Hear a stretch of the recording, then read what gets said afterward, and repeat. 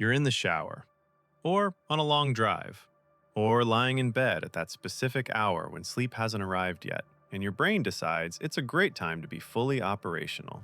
And without any particular intention, a scenario starts playing.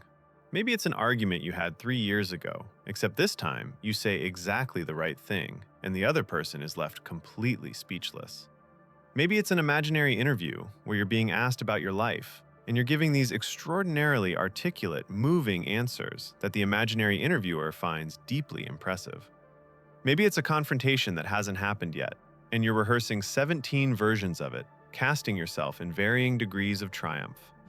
Maybe it's an entire alternative life, a different city, a different career, a version of you that made a different choice at a particular fork in the road. And then something snaps you back. The water goes cold, a car honks, and you return to the actual present moment, slightly disoriented, vaguely aware that you just spent 20 minutes intensely living inside something that doesn't exist and never will. We tend to treat this as a quirk, a harmless eccentricity, or maybe a mild embarrassment, something you'd never fully admit to because it sounds a little unhinged when you say it out loud. But the psychology of imagined scenarios is genuinely one of the most fascinating corners of human cognition. Because your brain isn't wasting time when it does this. It's doing something purposeful, something ancient, something that reveals more about your interior life than almost anything else you do. Let me show you what I mean. Start with the basic neuroscience. When you imagine a scenario, a conversation, an event, a confrontation, a fantasy, your brain doesn't process it in a clearly separate imagination zone that's neatly partitioned from reality processing. Functional MRI studies have shown that imagining an experience activates many of the same neural regions as actually having that experience. The visual cortex lights up when you picture a scene. The motor cortex activates when you imagine movement. The emotional centers, the amygdala, the insula, respond to imagined social situations with real emotional output. Your heart rate actually changes. Stress hormones move. The body, in significant ways, is having the experience your mind is constructing. This is not a glitch. This is a feature. It's the same mechanism that makes visualization effective for athletes, that makes rehearsal meaningful for performers, that makes therapy work when people mentally revisit and reprocess past events. Your brain simulates reality in order to learn from it, prepare for it, and process it emotionally. The imagined scenario is your brain's training ground, its rehearsal space, its emotional laboratory. The fact that it sometimes runs unsanctioned simulations at 11 at night is just a sign that the laboratory doesn't have great closing hours. There's a specific category of imagined scenario that almost everyone engages in and almost no one talks about: the mental argument replay. Something happened. Someone said something. Maybe a week ago, maybe a decade ago, and you've returned to it so many times that you could reconstruct the entire exchange verbatim. Except in your version, you don't say what you actually said. You say the perfect thing, the thing that would have landed with surgical precision, the thing that would have changed everything. Psychologists have a name for this. It's called a counterfactual thought, a mental simulation of how things could have gone differently. And research by Neil Rose at Northwestern University found that counterfactual thinking is extraordinarily common across cultures, and that it serves a real psychological function. Upward counterfactuals, imagining better outcomes than what occurred, produce a particular emotional sting, yes, but they also generate something useful, a sense of lessons learned, of what to do differently next time, of agency over future situations, even when past ones are beyond fixing. Your brain isn't just torturing you with the perfect comeback you didn't deliver. It's filing it away, updating its social database, preparing you for the next time a similar situation arises. The frustrating irony, of course, is that the next time a similar situation arises, you'll probably still not say the perfect thing in the moment, and then spend another 3 days workshopping it in the shower. This is deeply human. It is also, apparently, how the species has been operating for quite some time. Then there are the scenarios that drift further from reality, the full alternative life fantasies. The imaginary conversations with people you've never met, or people you've lost, or future versions of yourself. The detailed mental movies where you're accepted, recognized, understood, triumphant, loved in exactly the way you've always wanted to be loved. These aren't counterfactuals exactly.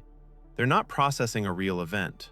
They're constructions, pure invention. And they feel different from the argument replays, don't they? Warmer, more private, more like something you'd never tell anyone. Jerome Singer, a psychologist at Yale who spent decades studying what he called daydreaming, found that fantasy and imaginative thought are not signs of psychological fragility or dissatisfaction, but are actually associated with higher creativity, greater capacity for empathy, and richer emotional intelligence.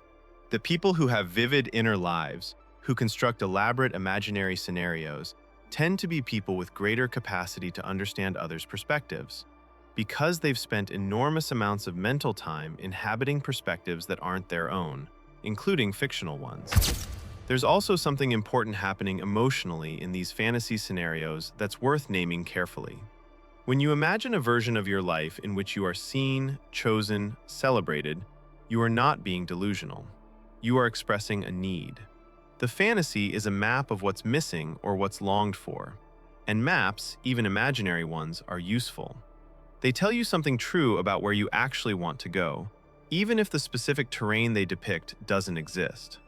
There is a darker version of this, though, and it deserves honesty. When imagined scenarios become the primary emotional life, when the inner world is consistently richer, safer, and more satisfying than the outer one, to the point where real engagement starts to feel pale and insufficient by comparison, something worth paying attention to is happening.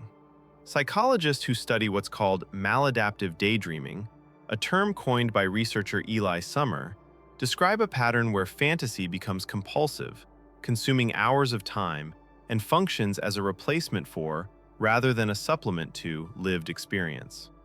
People who experience this often describe a pull toward the inner world that feels almost addictive, a preference for their imaginary relationships, imaginary achievements, imaginary selves over the messier, less controllable versions available in reality. This isn't a moral failure.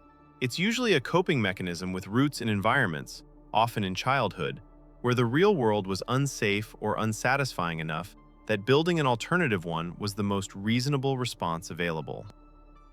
The inner world became the place where things went right, where you were the author with full control over outcomes, where the unpredictability and pain of external reality couldn't reach.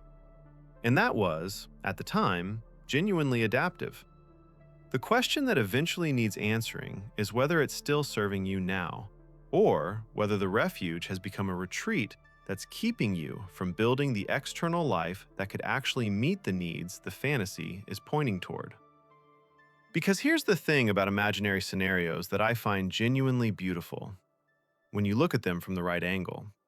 They are, at their core, a form of hope. Even the most anxious catastrophe rehearsal, the imagined worst-case conversation, the mental disaster preparation, is evidence of a mind that believes outcomes matter, that is trying to influence what happens next, that hasn't given up on the idea that things could go differently. And the fantasy of being understood, of being chosen, of living a life that fits, that's not delusion, that's desire. That's a self with preferences, with longings, with a vision of something worth wanting. The goal isn't to stop imagining. The imagination is not the problem. It's one of the most sophisticated things your brain does. The question is just whether you're also, alongside the imagining, moving in small and real ways toward the things the scenarios are describing. Whether the rehearsal is feeding forward into action, or whether it's become a destination in itself. Your inner world is not a waste of time. It is, in many ways, the most honest place you have. The trick is learning to use what it tells you. I have a feeling that if you watched this far, you know exactly what I'm talking about from the inside. I'd love to know, what kind of imaginary scenarios does your brain gravitate toward? The argument replays, the alternative lives, something else entirely? Tell me in the comments. And if you want to keep exploring the stranger, quieter, more fascinating mechanics of the human mind, you know where to find me.